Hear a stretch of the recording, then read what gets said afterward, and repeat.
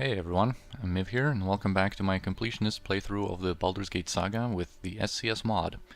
So let us continue directly after what happened here. We've dealt with these two druids. Let's see what they had on them.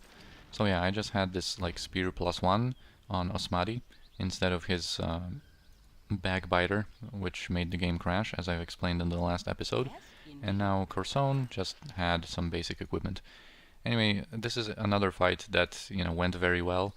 But, if you're not familiar with SCS and how it can go, potentially, you just have to believe me here that it can go, it can be very dangerous because, we got those spell interruptions on them, which was very nice, and made these fights much easier. But if they get some of their spells off, like that insect plague or some of those charm mammal, person or mammal spells, the fights can get... Let's just get rid of this bear here. These fights can be pretty nasty. 420 experience for that bear, dude. Alright, now I'm going to proceed kind of carefully, because in this area, those are already the bandit kind of territories. If you remember from Transig's letter, the bandits were supposed to be roaming around these areas, Larswood and Peldvale, and we are in Larswood right now, and there is a chance that some of those Black Talon elites are going to spawn, and I've mentioned them before, but not in detail. And basically, these Black Talon elites are pretty good archers. I think the SCS actually gives them the kit of archer, which makes them very, very dangerous, and they also fire cold arrows. Right, these are just normal bandits that can spawn here, so not that big of a deal, especially with Jaheira and Senashira having really great armor class values against missile attacks. But yeah, those Black Talon elites can spawn on this map.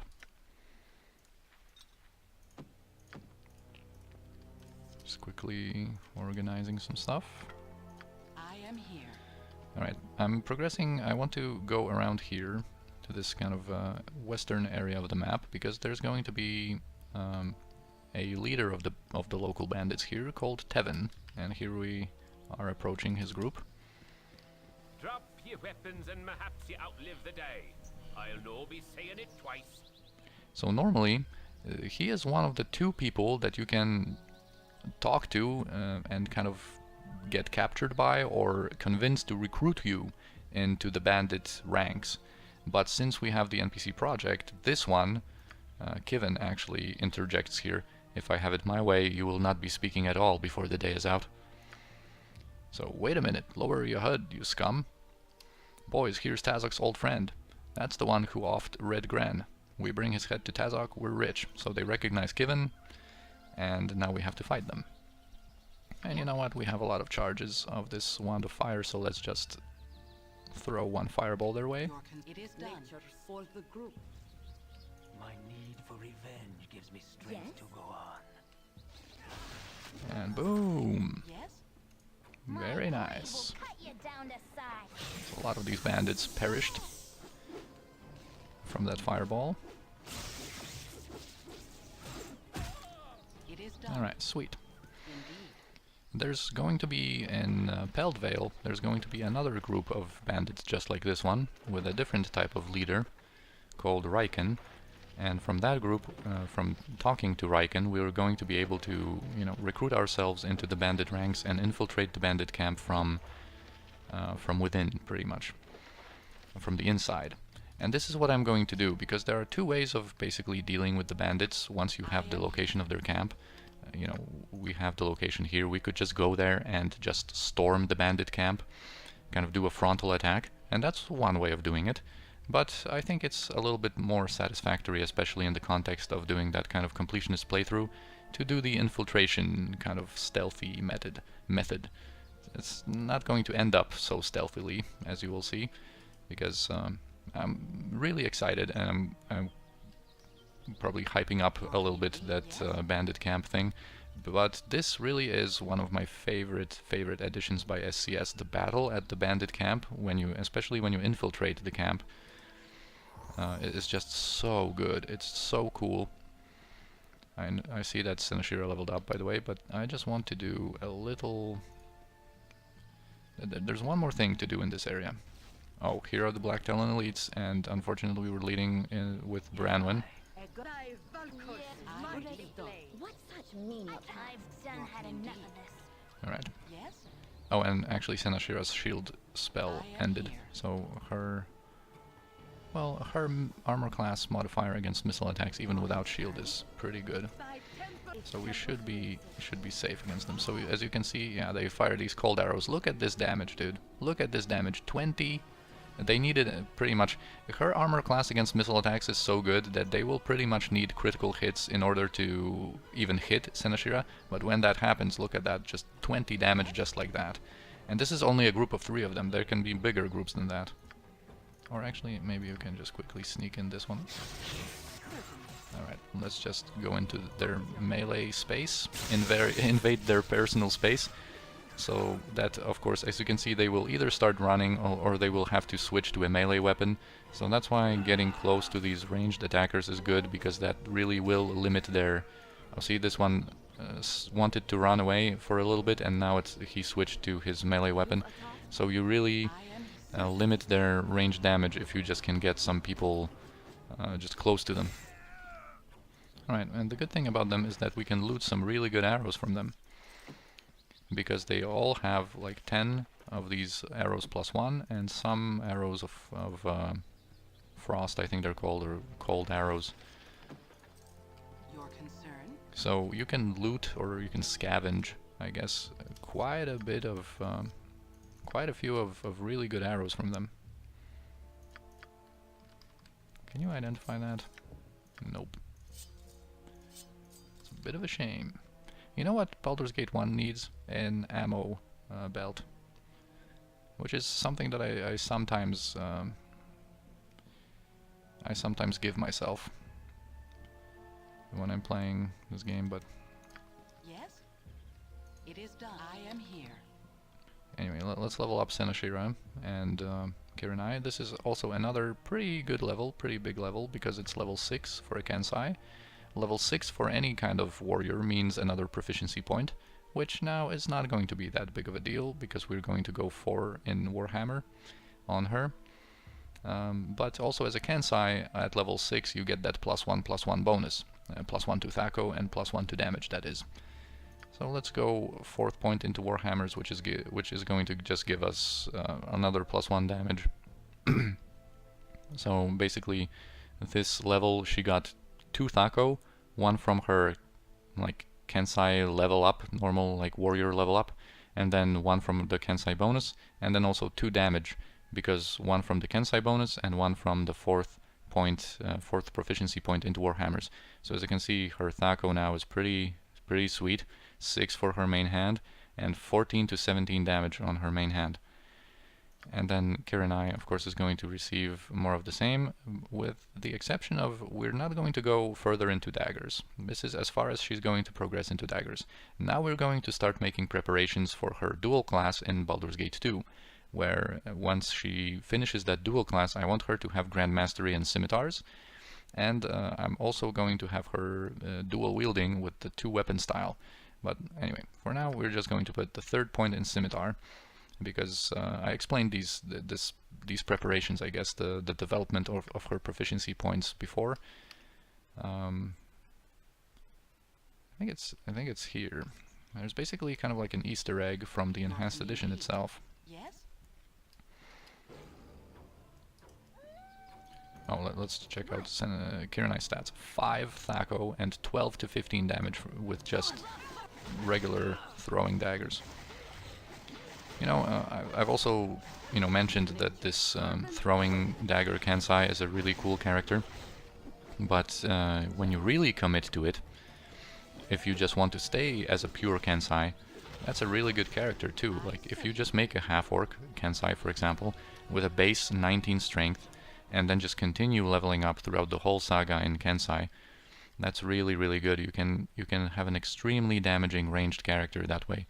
It was even pretty much more, I think, damaging than an archer, meaning the ranger kit archer, because you know you get these passive bonuses as a Kensai every 3 levels. As a Kensai, you level relatively fast, and then you know, of course, in Baldur's Gate 2 you can reach some pretty high levels. Like, I can't believe I'm not finding this area I want to find. Just my brain must not be functioning as it should. I think it's here. There's kind of like a tower here, and I want to approach it from the west, from kind of like the southwest, because this cutscene can, well, not so much bug out, but I don't want to have combat music going on when that cutscene is in progress, so that we can clearly hear the voice, the conversation, I guess, or the voice acting work, which is really good, in my opinion. So let's just lure these gibberlings. There's going to be a big pack of them. I am here. Your concern, it is done. And normally there's nothing special about these gibberlings. Yes? Yeah, here's that little tower.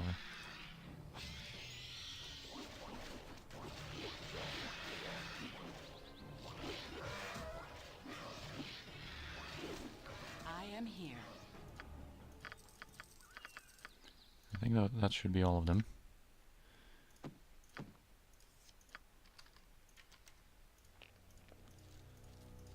Let's just quickly do the inventory management. It is done. Okay, there's more. I just don't want this cutscene to trigger. I don't want to have combat music during that. That's why I'm like so careful about this whole thing. So I hope you will excuse that, but I really want this to be done in a proper way. Oh my god, there's more of them. You know what we should do? Just throw in a little fireball over there. That should take care of everyone. Alright.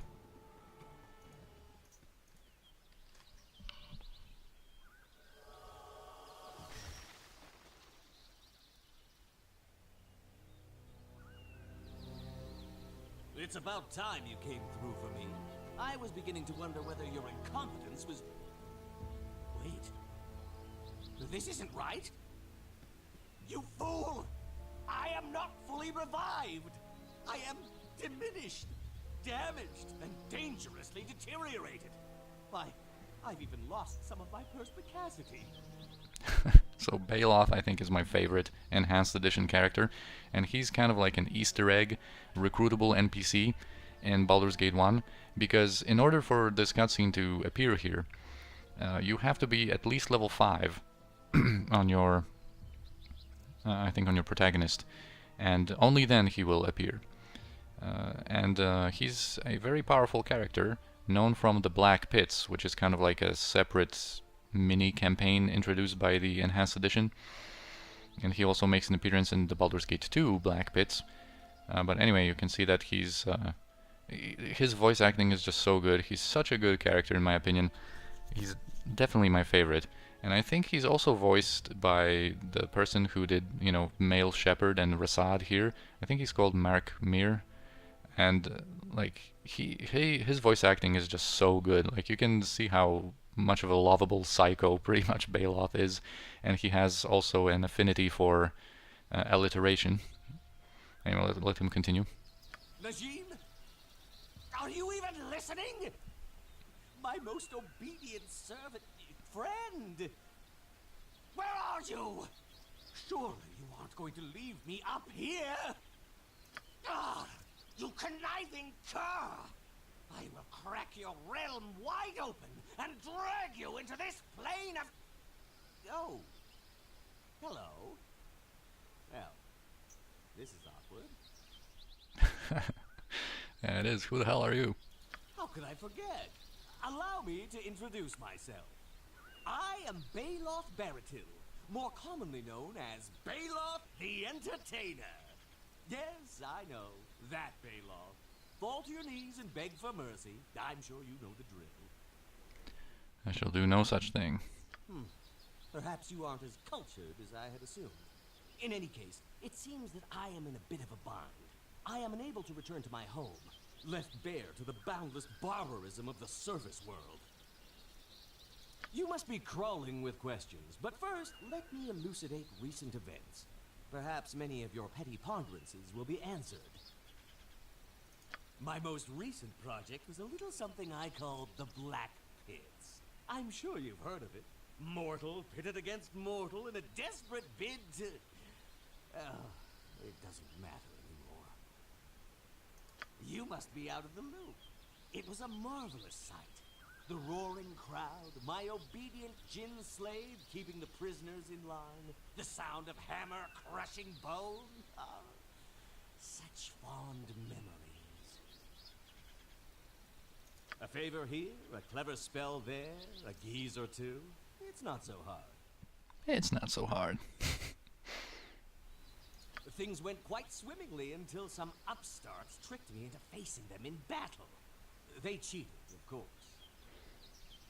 But I am nothing if not calculatingly cautious, and so I instructed that gin jerk Najim to grant me a final wish, that I be protected from death. Oh, he granted that one all right. As you can see, I live again. No demon web pits for me. But I am bereft of my previous power, forced to converse with a pack of mouth-breathing... Oh, I apologize. I'm beginning to ramble. It's pretty funny. No demon web pits for me. Because he's a drow. And so he's obviously referring to the fate of the afterlife of a drow, I guess. I am simply unaccustomed to dealing with your kind on less than crushingly advantageous terms. I do not make it a habit to beg others for aid, and I prefer to lend favors rather than request them. By the way, did you notice that there's always this dialogue option, die drow? Clearly, I still command some of my powers. Even in this diminished state, I must remain one of the top 5 spellcasters in all the realms. If someone were to offer me martial protection, I'm sure I could be of great help to whatever it is you're doing. If you have Edwin, they're going to have a little bit of a pretty witty banter. So I'm going to recruit him for just a minute. So I can really come with you? How perspicacious of you. You won't regret this. Now then, I assume you'll want me in a leadership capacity? Don't think you can intimidate me. Let us hope that you learn proper respect before my patience withers. Okay, so I'm just going to temporarily remove Branwen, I guess. Yes, it is done. We get -2 reputation because he's a drow. Better leadership might help. Alright, we're going to tell Branwen to stay right here, because I am going to recruit her back in just a second. Let's just... Is there really no one else you can bother? he has some pretty funny lines, by the way. With my usual panache, I touch someone else, you filthy swine. All right, but not because you told me to. I like that one. It's always like evil characters are always like that, or you know, they're like, yeah, I'm in your party, but only because it benefits me, or you know, I will do your commands, or I will do as you command, for now. They always, of course, have, you know, a plan, and they're only doing this because it benefits them, right? Anyway, he is, as you can see, a pretty good character. Like, he is basically kind of an illegally good character, really, because, well, first of all, the great thing about him already is that he is a sorcerer. He's a drow, so that means that he has 55 magic resistance here. His stats are pretty good. His constitution is optimized. Intelligence for him, it just doesn't matter at all. Like, any of these stats don't matter for a sorcerer in the 2nd edition. But anyway, the thing about him is that he actually has, he knows more spells that a sorcerer at his level should know. Like, look at this. He has 7 level 1 spells, and he has 5 level 2 spells. And his selection of spells is pretty good. Like, 4 level 3 spells already. And he also has a particular ring that cannot be removed. That's his personal ring, I guess. that allows him to... This is basically like a ring from Baldur's Gate 2 that gives him more memorization slots. And he also has a Robe of the Evil Archmagi, so we can get that one for free. But the thing is that it's considered as a stolen item, so you cannot sell it to most merchants. But there are 3 fences in Baldur's Gate 1. Fences meaning the merchants who are willing to buy stolen items. So I'm going to take that off of him, and I'm going to give it to someone, and we're going to visit one of these fences at some point in the game. So we can sell it for 10,000 gold, this robe here, which is a pretty good deal. But yeah, the 3 fences, so merchants who are willing to buy these stolen items, 2 of them are in Baldur's Gate City, but one of them is actually in the area with Durlag's Tower. So in this area, right when you enter it, there's actually a merchant who will accept stolen items as well. So we might visit that area at some point. Anyway, all of his stuff is stolen. We might use these darts, actually. Those were darts of acid. Now I'm going to leave him his staff, I guess. And now we're going to remove him. I just wanted to kind of showcase him. He's a pretty cool character. No! Don't leave me here, you moronic miscreant! Don't let me die at the hands of pale-skinned barbarians! So anyway, he is going to be outside of the friendly army. If we ever decide to re-recruit him, he's going to be like outside of the walls on the eastern side. Alright, so I'm just going to re-recruit Branwen. What is your command? Of course, I'm going to give her no script. And this is everything that this map has had to offer to us. I am here. Alright, so now we don't have any like different maps that we have to uncover. We already have everything visible to us on the world map.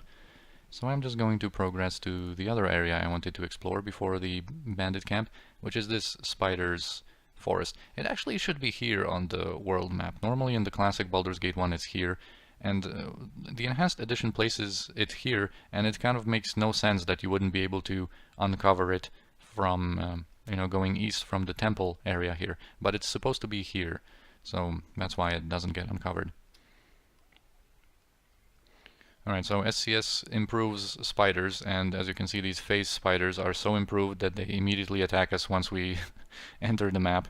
So they are a little bit too improved, I think. And these phase spiders can teleport. And they give some pretty good experience, as you can see.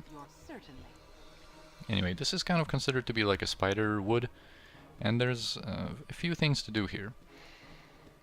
The main thing... Well, I'm not sure if I want to do this encounter in this episode because we are approaching our 30-minute kind of time slot, or limit. So in this wood there's a lot of spiders, there are some Ettercaps, and there are some web traps. And of course Imoen is still not level 5 in Mage, so she didn't regain her her thieving abilities yet. So that's why I bought this one Potion of Freedom, and I think we already had one, now that I think about it. So I can actually trigger these traps with one character buffed up with the Potion of Freedom. And let's just fix this combat music. So I will be able to, you know, trigger these web traps no problem with a character protected with free action, and just get rid of them that way. Anyway, here's Farrington, and he says that a Tasloy stole his Scroll of Wisdom, and he wants it back. So if we proceed east from here, there's going to be an Ettercap actually who has his scroll, because I guess Ettercaps are higher in the food chain, and this scroll has, you know, changed the owner in that way.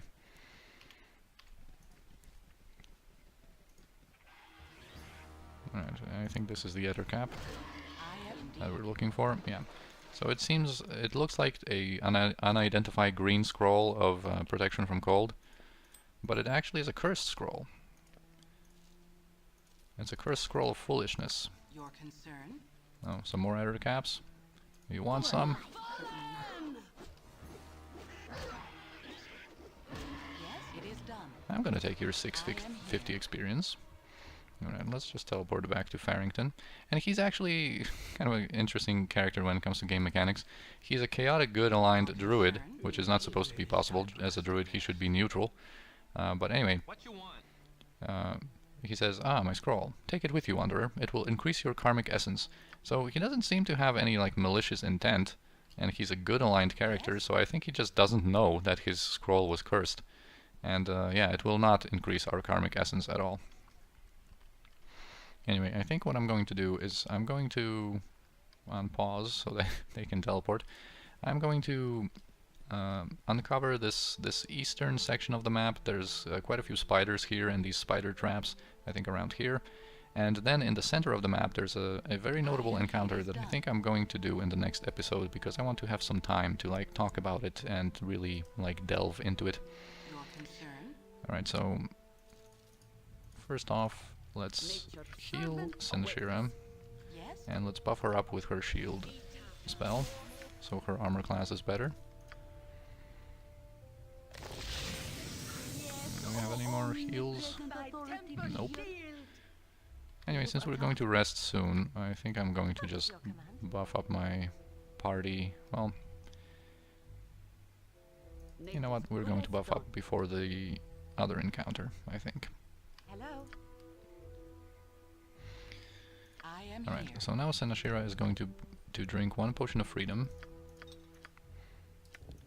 These potions of freedom, by the way, they give you free action, which it basically makes you immune to any effects that influence action or movement. So you cannot get, you know, webbed, basically, when you're under the effects of that, but you also cannot be hasted. And there's many different implementations of free actions between like mods and even different Infinity Engine games. For example, in Icewind Dale, free action is just protects you from the negative effects, but it doesn't make it so that you cannot be under the effects of some beneficial movement spells like haste. Whereas in Baldur's Gate, by default, free action blocks haste. So it's kind of like a situational ability. It's not something that you want to have all the time, I guess.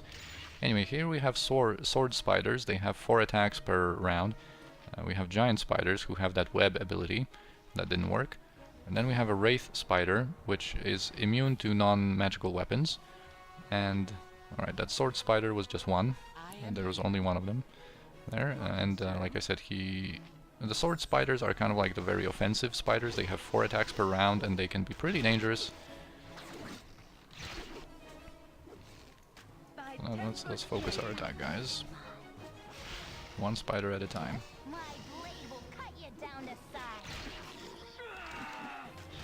So SCS buffs up spiders in different ways. Like these giant spiders, especially in huge spiders, those are two. You know, those are two. I think. Here's the second one, and there should be a 3rd trap, I think, down there. So as you can see, I can just trigger these traps, no problem. Alright, here it is. Your concern? What was I saying?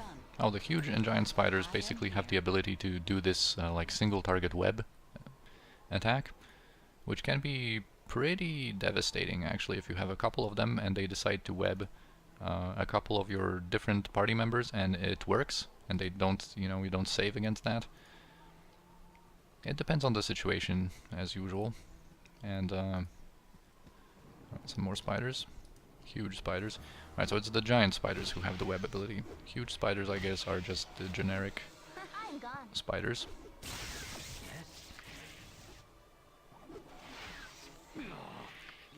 Alright, so now we're basically just left with this area over here.